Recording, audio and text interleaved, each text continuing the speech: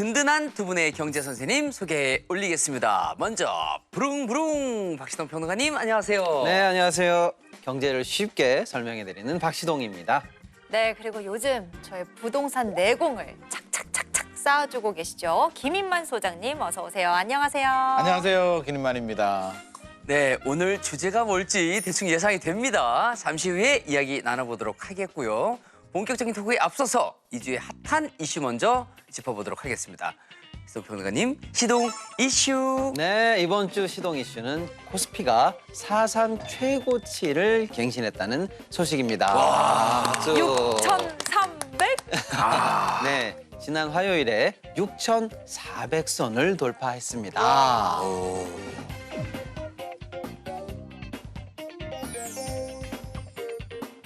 지금 아직 전쟁이 끝나지도 않았는데 이렇게 벌써 힘있게 우리 코스피가 튀어오르는 모습을 보여줬습니다. 예, 원인은 여러 가지가 있겠습니다만은 일단 외국인들이 돌아왔어요. 60조 정도를 우리 시장에서 매도했던 외국인들이 다시 매수세로 전환하면서 코스피를 끌어당기고 있고요. 네. 개인분들 역시 힘차게 코스피를 받아내고 있다 이렇게 말씀드릴 수가 있습니다. 코스피에 들어가는 총알, 이거 우리가 투자자 예탁금이라고 하거든요. 이게 무려 120조 원가량을 현재 유지하고 있고요. 네. 증시 주변 대기 자금이라고 하거든요. 이게 무려 635조가 넘은 상태입니다.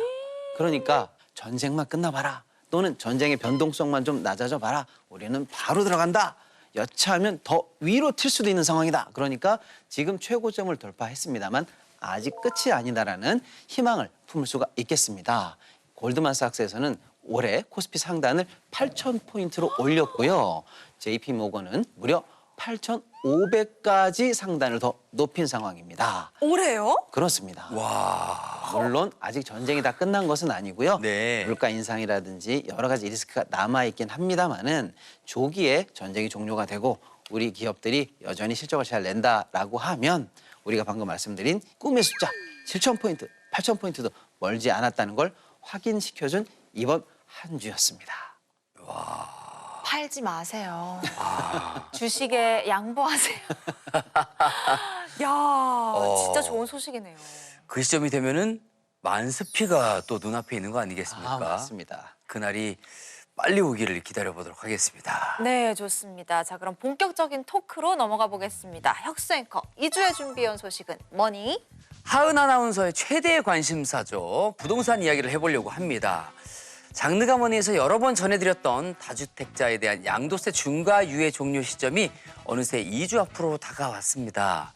그런데 이런 가운데 정부가 양도세 중과 유예 기준을 기존 5월 9일 계약분에서 토지거래 허가 신청분으로 일부 완화하면서 매도자와 매수자 사이 눈치 싸움이 굉장히 치열해지는 상황입니다. 과연 디데이인 5월 9일이 지나면 부동산 시장은 어떻게 유동치게 될까요? 이주연머니에서 자세히 짚어보도록 하겠습니다. 왠지 그냥 듣기에는 계약을 한 사람까지 이제 해당이 된다에서 신청을 한 사람까지 해당이 된다 이렇게 바뀐 건가 싶기도 하고요. 소장님 뭔가요? 우리가 정리가 좀 필요합니다. 5월 9일이 이제 굉장히 중요한 D-Day입니다. 주식과 다르게 부동산은 팔 때 양도세를 많이 냅니다. 보통 6에서 45% 구간. 10억 이상 남게 되면 45%가 적용이 되는데 규제 지역의 2주택자들은 여기서 20%포인트가 더 붙어요. 지방세까지 하게 되면 71.5%. 3주택자는 82.5%. 10억이 남으면 8억 정도 세금을 내는 무서운 세금이 중과세인데 그게 5월 9일 이후에는 규제 지역의 다주택자들은 중과세가 적용이 됩니다. 네. 그러면 5월 9일 전에 빨리 팔아야 되겠죠? 예. 5월 9일까지 시간이 촉박하잖아요. 보통 계약하고 잔금까지도 3개월 정도 걸리는데 이게 집 알아보는 시간 뭐 하게 되면 절대적으로 시간이 부족하니까 5월 9일까지 계약금 넣고 계약서만 작성해 라고 유예를 해줬습니다. 예. 그런데 지금 서울 전역은 또 뭐로 묶여 있죠? 토지거래 허가구역으로 묶여 있잖아요. 네. 구청의 허가를 받아야 됩니다. 해달라면 구청 직원이 바로 그 자리에서 이렇게 해줄까요? 아니요. 한 2, 시간이 3주 좀 정도 걸려요. 네. 시간이 걸립니다. 그래서 아니야 기다려봐. 5월 9일까지 토지거래 신청만 하면 우리 중과세 빼줄게 라고 해서 시간을 좀 더 줬다. 2주 동안 집 사려는 분들은 빨리 가서 허가 신청만 해도 중과세는 피할 수가 있습니다. 그렇군요. 개 중에는 이 매도를 하지 않고 증여를 차라리 선택하는 분도 계시고 일단 버텨보자. 그냥 막 가지고 계신 분들도 계시잖아요. 네. 평론가님이 보시기에 매도, 증여, 버티기 뭐가 나을까요? 네. 근데 각각 시나리오마다 조금씩 장단점은 좀 다르게 나타나겠죠. 매도하시는 분들은 쉽게 말하면 급매로 내놓게 되니까 매도가가 낮아지면서 네. 매도 가격 자체가 낮아지는 손해를 일단 입게 될 가능성이 있죠. 반면에 양도세 중과를 피하게 됩니다. 네. 그러니까 세금 부담 관련해서는 계약만 성공한다면 낮아지는 또 장점이 있게 되겠죠. 반면에 이제 증여를 택하는 분들도 더러 계세요. 네. 이 부분에 대한 장점은 뭐냐? 싸게 팔지 않아도 되죠. 증여하면 되니까. 네. 그 부분이 장점이에요. 그런데 증여세도 세금이 있습니다. 그래서 과연 내가 낼 수 있는 이 증여세와 지금 양도세를 냈을 때, 매물을 냈을 때의 세금 중에서 어느 게 이익인지를 명확하게 계산하는 게 생각보다 쉽지 않아요. 이 부분에 관해서 철저한 계산이 필요합니다. 네. 증여세 세금 부담 이거 있다는 거. 자, 그다음에 버틸 거야라고 하는 다주택자분들도 더러 계실 수 있습니다. 그렇죠. 양도세는 팔 때 나오는 세금이기 때문에 그렇죠. 팔기 전까지 세금은 0원입니다. 근데 문제는 뭐냐면 그래 버틴다 이거지. 그러면 지금부터는 보유하는 것에 대한 부담을 올리겠어라고 하는 정책 기조는 확인이 되고 있거든요. 자칫 양도세 피하려다가 더 큰 보유세 폭탄. 부담을 맞을 수도 있기 때문에 향후 정책 기조에 따라서 세금 부담이 과연 더 높아질지 낮아질지 모르는 불확실성으로 갈 수 있다라는 점 생각하셔야 될 것 같습니다. 네, 어쨌든 5월 9일까지 다주택자들이 어떤 선택이든 할 거잖아요. 그렇습니다. 그럼 그 이후에는 팔 사람 다 팔았고 버티기도 이제 결정을 했다면은 시장에 나올 어떤 매물은 앞으로 없어지는 거 아닙니까? 소장님 그러면 저같이 집을 막 사고 싶어하는 사람은 지금 막 서둘러야 되는 거 아니에요? 매물이 줄어들긴 할 것 같습니다. 왜냐하면 5월 9일이 지나면 다주택자들은 높은 세율이 적용이 되기 때문에 매물 회수하고 호가를 올릴 가능성도 있습니다. 그렇다고 해서 뭐 매물이 한 번에 다 없어지는 건 아니고요. 1세대 1주택인데도 집 하나 가지고 있는데도 팔려는 분들이 계십니다. 어떤 분들? 고령자들. 네. 정부에서 지금 여러 가지 뭐 다주택자 규제들도 하지만 보유세도 올린다고 하죠. 또 1세대 1주택자 장기 보유에 대해서도 혜택을 줄이겠다고 하니까 나는 나이도 70인데 내가 계속 가지고 가서 뭐 하겠냐. 차라리 팔고 외곽에 신축에 가서 그렇게 살겠다 하시는 분들도 있기 때문에 이런 1세대 1주택자들의 매물이 나올 수는 있으니 집을 사려는 분들은 그런 집들을 적극 공략하는 것도 좋은 방법일 것 같습니다. 사실 저도 요즘 한창 소장님이랑 같이 임장을 다니고 있지 않습니까? 네네. 집을 진짜 좀 줍줍해볼까 시세를 막 보고 있거든요. 네. 근데 제가 뭐 하나 발견한 게요. 강남 3구 같은 경우에는 약간 이렇게 떨어지는 게 보여요. 강북 지역은 집값이 다시 오르더라고요. 일단은 지금 양도세 관련해서 이제 초고가 주택이 사실은 부담을 더 크게 지기 때문에 양도세 관련한 이제 매물도 있고요. 향후 보유세 부담이 올라갈 거라고 일단 시장이 예상을 한다면 그 부담 역시 강남 쪽에서 부담이 더 커지거든요. 그래서 고가 주택이 몰려 있는 강남 쪽에서는 사실 조금 하락세가 잡히긴 잡힙니다. 근데 이제 반면에 상대적으로 조금 중저가인 강북 쪽에서는 다소 올라가는 모습을 조금 보이고는 있어요. 풍선 효과의 개념도 있을 수 있고요. 지금 일단은 대출 관련한 부분을 생각을 해보셔야 될 텐데요. 현재까지는 6억 대출 제한이 걸려 있잖아요. 예. 10억 내외의 집을 내가 사고 싶다라고 하는 실소유자 입장에서는 여전히 6억 대출이 있다면 나머지 잔금 부담은 상대적으로 괜찮거든요. 그러면 이참에 앞으로 보유세 부담이 늘어날 강남보다는 내가 내 거주 실정에 딱 맞는 강북에 실매수자들이 조금 동참을 하고 있다 이렇게 보실 수가 있고요. 한편 전세가 조금 지금씩 줄어들고 있어요. 그러면 전세도 부족한데 이참에 나는 실수요니까 확 집을 살래. 사실상 세입자들의 매수 행렬 동참.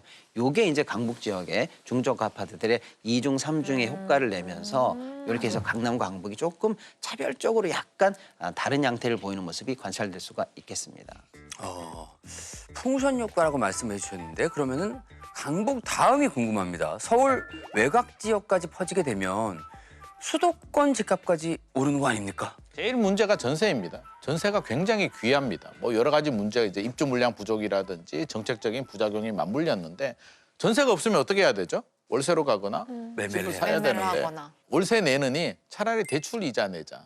라는 전략을 선택을 합니다. 그러면 강북 지역에 올라가면 어디로 가겠습니까? 하남, 구리, 성남, 용인, 뭐 동탄, 안양, 동안구로 가게 되고요. 이쪽 지역들이 많이 오르게 되면 서쪽으로 또 이동하고 북쪽으로 이동할 수도 있기 때문에 이런 키 맞추기식 상승은 당분간 더 이어질 가능성이 높습니다. 오피스텔도 올라갑니다. 이제 뭐 전국적으로 올라가는 건 아니고요. 서울의 이제 일부 지역들 오피스텔 가격이 올라가는데 이 현상도 같은 현상으로 보면 됩니다. 아파트 전세 매물이 없어. 집값이 올라가. 그러면 선택지가 아파트 대체제인 오피스텔, 도심의 역세권에 위치한 오피스텔로 눈을 돌리기 때문에 수요가 늘어나니까 오피스텔이 강세가 될 수밖에 없죠. 어쨌든 결국 집을 사고 싶은 사람들은 많은데 그만큼 매수할 집이 충분히 뒷받침되지 않으니까 지금 문제가 계속 이어지고 있는 것 같아요. 그래서 정부도 어떻게든 이 매물을 좀 많이 이끌어내려고 고민을 좀 하고 있는 것 같습니다. 일시적으로 이주택자가 전세를 끼고 매매를 할 수 있게 허용을 해준다 이런 얘기도 있더라고요. 네, 맞습니다. 어쨌거나 시장에서는 매물이 많아야 집값이 내려가요. 그래서 민간이 가지고 있는 물건을 시장에 내놓을 수 있는 대책들을 최대한 하려고는 노력하고 있습니다. 아시겠습니다만 임대주택자 보호법이 세기 때문에 이 전세 낀 이 부분을 나가라고 할 수가 없기 때문에 팔기가 어려워요. 뭐 이런 사정들이 좀 있습니다. 그래? 그렇다면 내가 한시적으로 전세 낀 매매도 그냥 비거주 1주택자에게 그냥 허용하는 방안 검토할게. 정부가 이렇게 유연한 모습을 좀 보여내고 있고요. 특히 이제 불가피하게 도체가 된 경우에도 제재 조치를 완화하는 이런 방안을 검토함으로써 시장의 매물을 더 증가시킨다. 이런 거에 방점을 현재 찍고 있는 것 같습니다. 이걸 또 잘못 해석하게 되면 갭 투자가 허용된 거야? 나 갭 투자 해야지라고 하는데 세입자 만기까지입니다. 그러니까 일반적인 갭 투자는 만기가 되면 연장하고 연장하잖아요. 네. 연장이 안 되기 때문에 혹시라도 계속 연장될 거라고 갭 투자를 생각한다면 잘못된 거고요. 다주택자 집은 5월 9일까지는 인정을 해줍니다. 전세 낀 집을 사도 전세 기간 만기까지는 인정을 해주는 거고요. 5월 9일이 지나면 다주택자 집은 전세 끼고 이제 살 수는 없는 겁니다. 한데 비거주 1주택자는 올해 말까지 사면 무주택자가 사면 한시적으로 전세 기간은 인정해주겠다. 요즘 대출이 안 나오기 때문에 그렇죠. 예, 예. 자금 계획을 꼼꼼히 세워야지 갭 투자 허용됐어. 나 그냥 살래라고 해서 무턱대고 사다가는 큰 코 다칠 수 있어요. 아유, 확인을 안 했으면 큰일 날 뻔했습니다. 그런데 이 정부가 심지어 비거주 1주택자까지 바짝 옥죄고 있다는 소식이 들렸습니다. 이게 두 가지가 같은 현상이에요. 네. 정부의 정책 의도를 우리가 정확히 파악을 해야 되는데 그냥 비거주 1주택 마음에 안 들어. 너 규제할래. 라고 하겠습니까? 예. 그렇게 하지는 않고 그런 건 아니겠죠. 입주 물량이 절대적으로 부족합니다. 서울은 뭐 현 정부가 아무리 노력을 해도 지금 알라딘의 마술 램프도 아니고 뚝딱뚝딱 나올 수는 없잖아요. 그러게요. 그 큰 집이. 아무리 빨리 해도 5년이고요. 제일 쉬운 방법이 집주인이 가지고 있는 매물이 시장에 나와줘야 됩니다. 본인은 전세 살고 다른 집 전세 줄 수도 있잖아요. 너가 살지도 않는 집을 왜 가지고 있니? 좀 팔아야 되지 않겠니? 라고 해서 압력을 가하는데 장기 보유 특별공제라는 혜택이 있습니다. 이건 뭐냐면 우리가 집을 팔 때 양도세를 내는데요. 집 하나 가진 사람은 1세대 1주택자 2년 보유, 규제 지역은 2년 거주하게 되면 양도세 비과세를 해줍니다. 네. 너무 좋잖아요. 12억까지. 그러면 그런 분들은 장기 보유 특별공제 10년 보유하게 되면 40%, 10년 거주하게 되면 40%, 합의 10년 거주, 10년 보유하면 80%를 공제해 줍니다. 네. 그러면 10억 내야 될 사람이 한 2억만 내도 되니까. 네. 그래서 가지고 가는데 정부가 이거 너무 혜택 많이 주는 것 같아. 거주하는 사람은 봐주겠는데 비거주자, 전세 끼고 장기 보유하시는 분들에 대해서는 혜택을 축소할 수도 있다. 그리고 또 그 법안이 또 발의가 됐기 때문에 지금 시장에서는 출렁이고 있고요. 정부의 의도는 오래 쥐고 있지 마라. 우리 매물도 없는데 니들이 매물 좀 내놔야 되지 않겠니? 라는 시그널입니다. 그 와중에 올해 서울 주택 공시가격까지 좀 크게 오르면서 주택을 가지고 계신 분들의 부담이 더 커졌다고 하더라고요. 보유세가 1조 원 넘게 거친다는 말까지 있어요. 이 보유세 폭탄 같은 경우에는 부동산 시장에 또 어떻게 영향을 줄까요, 평론가님?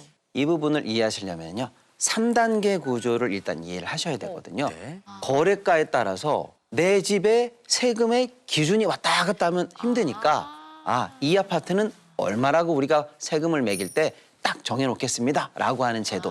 이게 공시지가라는 제도인데요. 그런 거였군요. 맞습니다. 자, 그런데 거래되고 있는 시가에 비해서는 약 70% 내외다 이렇게 생각하시면 일단은 되는데요. 네. 그건 지역마다 다릅니다만 그러면 법에 있는 보유세율을 곱해서 보유세를 내나 보다라고 하는데 요 중간에 한 단계가 더 끼게 됩니다. 뭐냐면 공정시장 가액 비율이라는 건데요.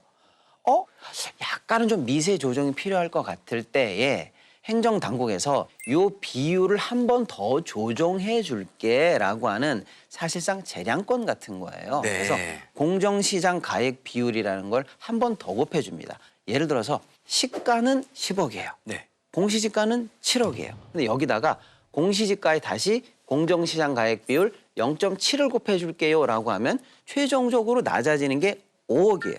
그 5억의 보유세를 부담하게 되거든요. 네. 현재까지 나와 있는 정부의 정책은 뭐냐? 아직 법으로 건드리는 거는 아직 안 하겠다. 그런데 지금 공시지가가 전년 대비해서 약 18% 서울 기준입니다. 오, 많이 이 정도 올랐네요. 오른 거예요. 네. 그러니까 가만히 내버려둬도 보유 부담이 이 정도는 올라간 거예요. 그런데 문제는 뭐냐? 여차하면 공정시장 가액 비율도 건드릴 수 있어라는 카드도 나올 수 있을 예정이고 보유세율 건드릴 수도 있어라는 카드도 여전히 스물스물 연기가 나고 있어요. 자, 그러니까 앞으로 올라갈 보유 부담에 대해서 지금 심각하게 고민을 해야 되는 첫 번째 단계가 이제 개시됐다. 이렇게 보시는 게 맞습니다. 결국 저도 오늘 이렇게 얘기하면서 느끼는 건 내 집 마련하려면 계속 관심을 가지고 정책도 공부해야겠다 이런 생각 참 많이 했어요. 지금 우리는 눈치 싸움 중이거든요. 네, 눈치 게임. 그래도 제가 혁수 앵커는 이겨야 되지 않겠습니까, 소장님이 이렇게 도와주시는데. 선생님을 꼭 뒤에서 이겨야 다 돼요. 공부하고 있습니다, 저도. 네. 예. 이 치열한 눈치 싸움의 최종 승자는 누가 될지 지켜보겠습니다. 네, 오늘도 부동산 관련 지식 가득 채워주신 김인만 소장님과는 여기서 인사드리도록 하겠습니다. 좋은 말씀 감사합니다.